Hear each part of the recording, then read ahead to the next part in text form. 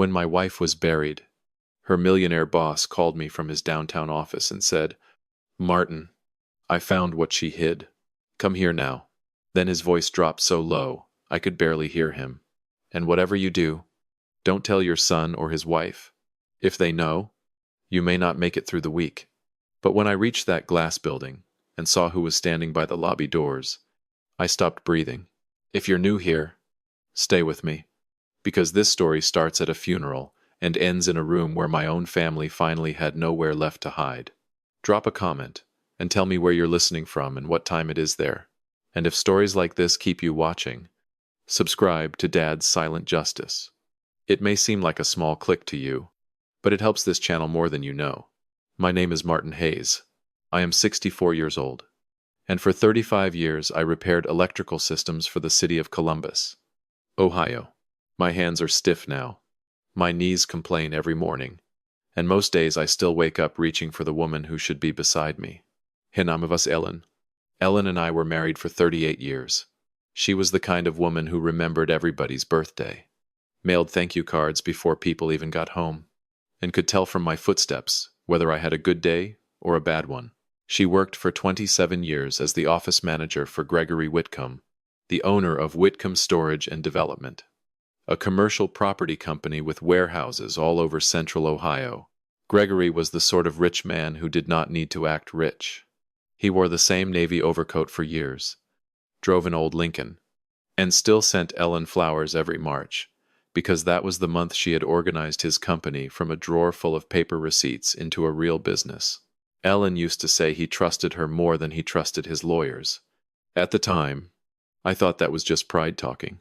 The funeral was on a cold Monday morning, November 18th, at a funeral home off Olentangy River Road. The sky was the color of wet concrete. Our son, Brendan, sat in the front row with his wife, Ashley. Brendan had his arm around her, but he never once looked at his mother's casket. Ashley kept dabbing at dry eyes with a tissue folded too neatly in her hand. Ellen had died 10 days earlier at Riverside Methodist Hospital. They called it a sudden cardiac event. She was 60. She had blood pressure problems, and a doctor had changed one of her prescriptions earlier that fall. So when they told me her heart had simply failed, I believed them. Grief makes you accept explanations because the truth is already too much to carry. I remember standing in that hallway with my thumb hovering over the red button, thinking that the only emergency left in my life had already happened. But Gregory was not calling like a man with paperwork. He was calling like a man who had opened a door and seen blood on the other side. Atuns presece patruzeci și trei. While the pastor was reading from Ecclesiastes, my phone buzzed inside my suit jacket. I almost ignored it. Then I saw the name on the screen, Gregory Whitcomb. I stepped into the hallway, ashamed to leave my wife's service, and answered in a whisper. "Martin," Gregory said, and I knew immediately something was wrong. His voice had none of the calm polish I remembered. "I need you at my office. Right now. Ellen left something with me, and I opened it this morning." "What are you talking about?" I asked. "I'm at her funeral. I know, and I am sorry. But this cannot wait. Do not tell Brendan. Do not tell Ashley. Do not go home first. Come straight here." There was a pause. Then he said the words that turned my blood cold. "Martin, if Ellen was right, you could be in danger too." To understand why those words made my knees go weak, you need to know what had been happening in our house before Ellen died. Brendan was our only child. He was 35, smart enough when he wanted to be, but he had always been the kind of man who believed the next big break was one phone call away. He lost a car sales job in 2020, tried flipping used furniture, then put money into a delivery business that never made a profit. Ashley married him 8 years ago. She was pretty, organized, and just warm enough to make you feel rude if you did not trust her. For a while, I was grateful for her. She came over on Tuesdays to help Ellen sort prescriptions into the weekly pill case. She offered to scan old tax papers. She said we were getting older, and there was no shame in letting family help. Over the summer, those visits became more frequent. Brendan started stopping by after dinner, asking innocent questions about the house, our savings, whether we had updated our documents. Ashley kept saying things like, "You two should make everything easier for Brendan later, just in case." Ellen would smile politely, but after they left, she got quieter. Then Ellen started feeling wrong. That was how she described it. Not sick. Exactly. Wrong. She woke up dizzy. She forgot what she was doing in the middle of making coffee. Sometimes her heartbeat fluttered so hard she had to sit down. Her doctor adjusted one medication and told her to rest more. Ashley offered to come twice a week to make sure Ellen did not mix up her pills. One Friday, in October, I came home early and found Ashley alone in our kitchen. Ellen was asleep in the recliner at 2 in the afternoon, which was something my wife never did. The pill organizer sat open on the table. Ashley smiled too quickly and said, she was tired, so I finished it for her. I remember thinking that was kind. I hate myself for that thought. 4 days before Ellen died, she asked me a question while we were folding laundry. Marty, did we sign a financial power of attorney in July? I told her no. I would have remembered that. She stared at a towel in her hands for a long time and said, Brendan said we did. He said we both signed when he brought those estate forms over. I said maybe he was confused. She nodded, but she did not look convinced. That night, I woke up around 2:00 a.m. and saw the glow of her laptop in the kitchen. She shut it when I walked in and told me she was only paying bills. I believed her because I had been believing the people I loved my whole life. On the morning she died, I was at the Kroger on Chambers Road buying coffee filters and orange juice. Ellen called Brendan first because my phone was on silent. By the time I got home, paramedics were in our living room. Ashley was standing near the hallway with her hand over her mouth, and Brendan was outside talking to someone on his phone. Ellen never woke up. So when Gregory Whitcomb told me not to tell my son, every strange moment came back to me at once. The pills, the papers, Ashley's calm hands, Brendan's questions, Ellen's laptop glowing in the dark. I went back into the chapel and sat through the rest of the service without hearing a word. When people began moving toward the cemetery, I told Brendan I had to meet someone about insurance paperwork and would come to the house later. He barely reacted. Sure, Dad. Whatever you need. Ashley looked at me for half a second longer than she should have. What paperwork? Just hospital forms, I said. My voice sounded normal. I don't know how. I drove downtown in my old silver Chevy Silverado, still wearing the suit Ellen had picked out for my retirement party. Whitcomb Storage and Development occupied the top 2 floors of a brick office building on East Broad Street. I parked across the street at 1231 and walked toward the lobby with my heart beating like a fist against a door. That was when I saw Brendan. His black Toyota Camry cut across the curb lane and stopped crooked near the front entrance. He got out fast. Yak it open. Face pale. Moving like a man who had been told there was a fire, and he was the only one who could put it out. He should have been at the cemetery.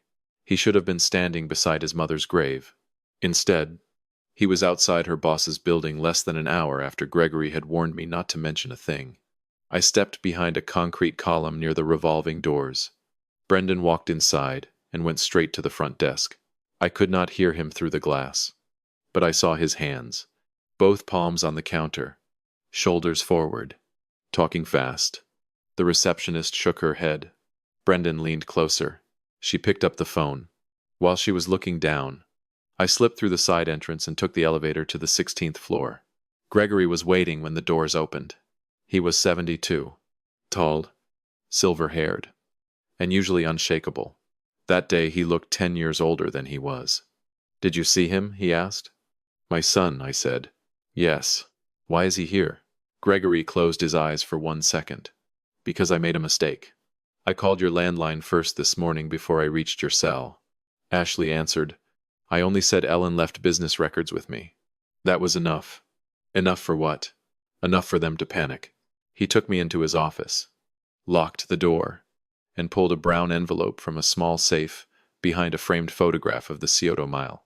Across the front, in Ellen's handwriting, were 6 words. For Martin, if I am gone. I sat down because my legs stopped trusting me. She brought this here 3 weeks before she died. Gregory said. She told me not to open it unless something happened to her. I thought she was frightened over finances.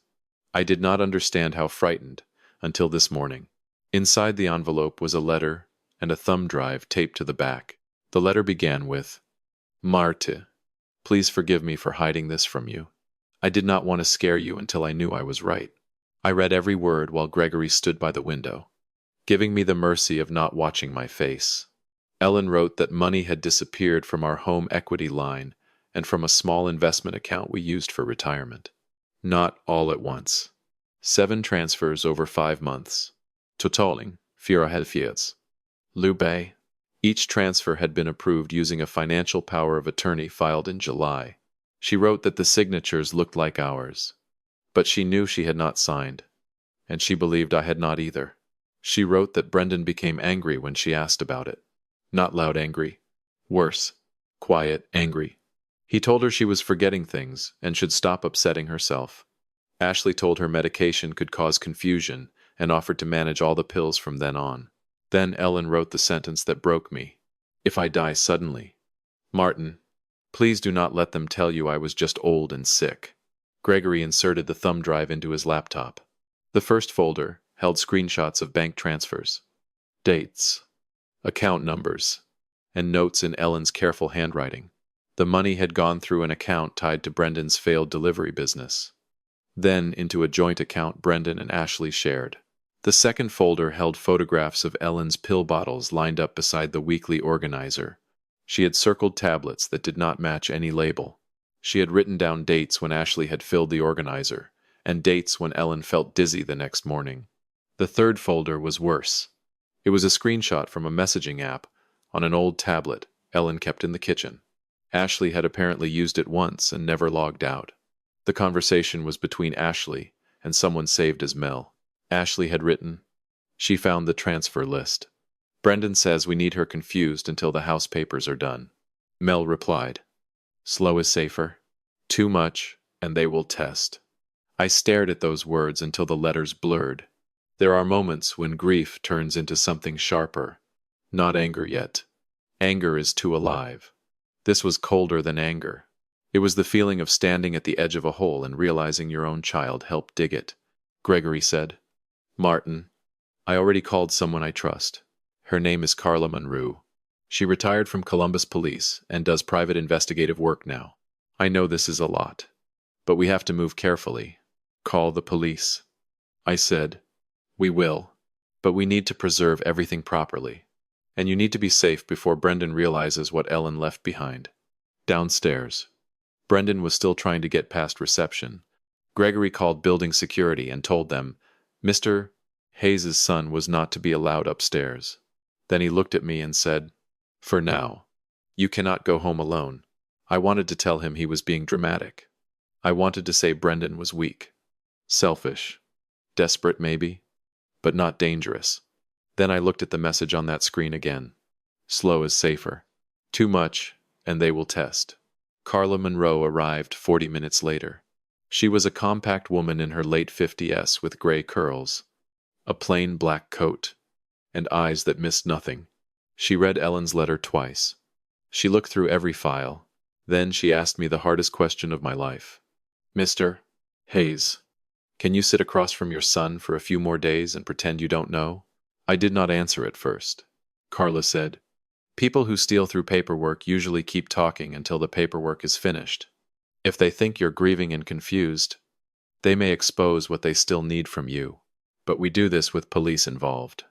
Not as a game. That afternoon, Carla contacted 2 detectives she trusted. By evening, the thumb drive was copied and logged. The original letter was sealed, and my bank was warned not to accept any new documents without in-person verification from me. Gregory paid for a hotel room under his company's name, and for the first time since Ellen died, I slept somewhere Brendan and Ashley could not walk into. The next morning, I called Brendan and told him I needed a couple of days alone at home and did not want visitors. He said he understood. Ashley got on the phone and used her soft voice. Martin, you shouldn't be by yourself right now. We can come stay with you. No, I said. I need quiet. There was a pause. Then she said, of course. That pause told me everything. 2 days later, detectives met me. Charla, Gregory, and an assistant county prosecutor in a conference room that smelled like burnt coffee. They explained that the financial records were strong enough to open the case, but the medical side would take longer. They would need pharmacy records, phone records, and a toxicology review. Ellen's body might have to be exhumed. I signed every paper they put in front of me. My hand did not shake until I wrote her name. The plan was simple. I would let Brendan and Ashley believe I had discovered nothing.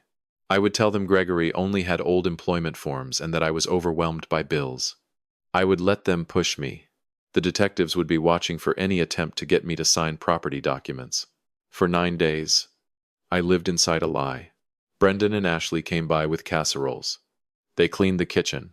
Ashley stood in front of Ellen's spice rack and said, "This house is probably too much for one person now." Brendan brought up selling twice, each time pretending it was for my own good. He said the market in our area was strong. He said I could buy a condo near them. He said Mom would want me taken care of. I looked at my son, and all I could see was a little boy at a baseball field in Westerville, crying because he struck out, and Ellen had run from the bleachers to hug him before the other parents could laugh. She had protected him from everything, and he had used that protection until there was nothing left but greed. On the 10th day, Ashley placed a folder on my kitchen table. "These are just preliminary forms," she said. "Nothing final." Brendan and I thought it might help if we started organizing the house transfer and the insurance. "House transfer?" I asked. Brendan jumped in. "Not transfer like that, Dad. Just planning. You don't want the court involved later." I opened the folder. Right on top was a document giving Brendan authority to speak with my bank, my insurance company, and the title office. It was not a full power of attorney, but it was close enough to smell like one. I said, "I'll look at it after the will meeting." Ashley blinked. "What will meeting?" Patricia called, Ellen's estate attorney. "She wants us all there Friday." For the first time since the funeral, Brendan looked afraid. The will meeting was not originally real. Carla arranged it through Patricia Bennett, the attorney who had handled our wills 6 years earlier. Patricia was a sharp woman with silver glasses and no patience for bullies. She agreed to let the detectives use her conference suite because, as she put it, "I have seen families do ugly things after death. But this is something else." Friday morning arrived, bright and cold. I remember that because the sunlight on Patricia's office windows felt wrong. Like the world had no respect for what was about to happen. Brendan and Ashley arrived at 9:55. Brendan wore a charcoal suit. Ashley wore black and carried a leather notebook, like she was attending a business meeting, not facing the ghost of the woman she had called Mom. Gregory sat beside me. Patricia sat at the head of the table. Carla was in the room next door with the detectives. Patricia began by reviewing basic estate language. Brendan tapped his foot under the table. Ashley watched Patricia's hands, not her face. Then Patricia said, "Before we continue, Martin has asked to address a matter Ellen left outside the will." Ashley turned toward me. "What matter?" I looked at my son. "Your mother was afraid before she died." Brendan's mouth opened, but nothing came out. I nodded toward the side door. Carla walked in first, followed by 2 detectives. Gregory placed his laptop on the table and turned it so Brendan and Ashley could see the screen. Ashley stood halfway up. "What is this?" I said. "This is what Ellen left for me." Gregory played a recording the detectives had obtained from Brendan's phone backups after the warrant came through. Ashley's voice filled the room, clear and impatient.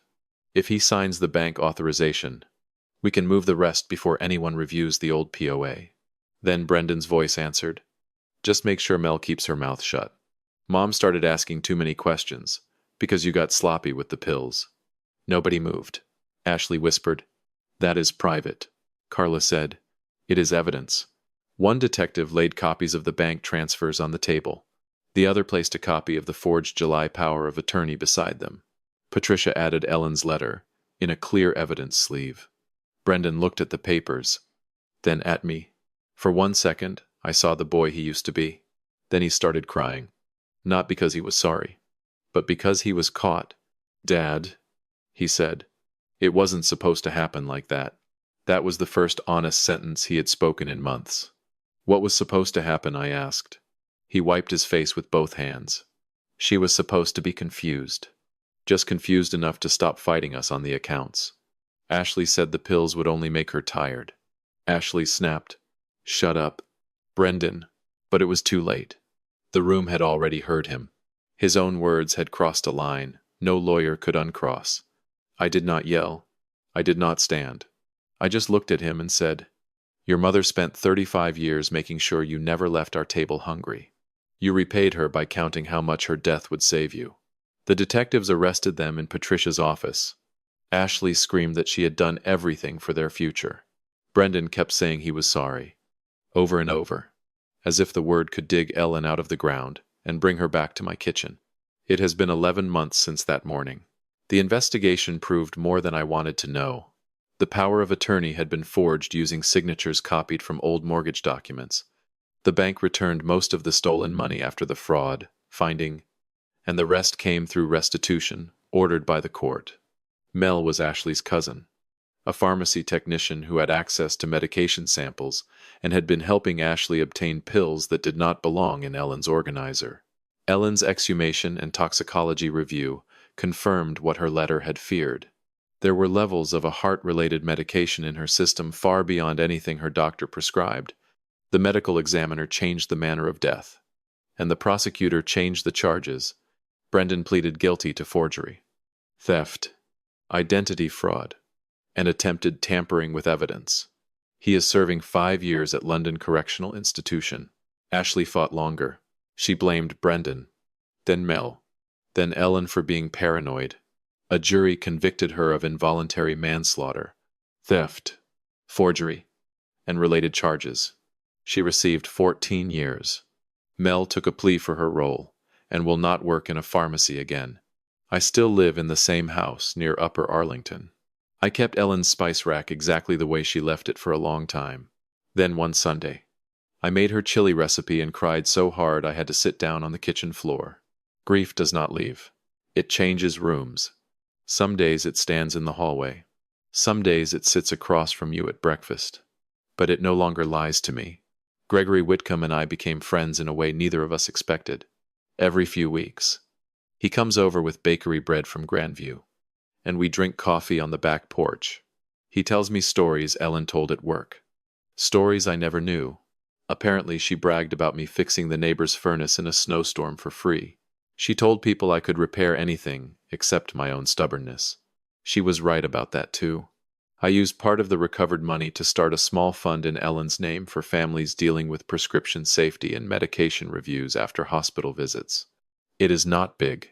Not yet. But every time it helps someone pay for a second opinion or a pharmacist consultation, I feel like Ellen is still catching a mistake before it becomes a tragedy. I think often about that phone call at the funeral home. Gregory's voice shaking. The hallway smelling like lilies and rain. My wife's casket waiting in the chapel while the truth waited downtown in an envelope with my name on it. Ellen knew she might not survive what was happening inside our own family. So she did the one thing she had done our entire marriage. She protected me, quietly, carefully, completely.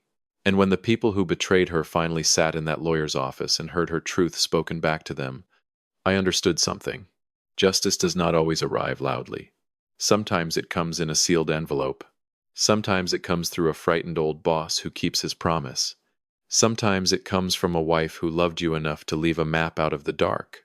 If this story stayed with you, hit the like button, drop a comment, and tell me what you would have done in my place. Subscribe to Dad's Silent Justice for more stories about betrayal, family secrets, and the quiet moments when the truth finally speaks. I'll see you in the next one.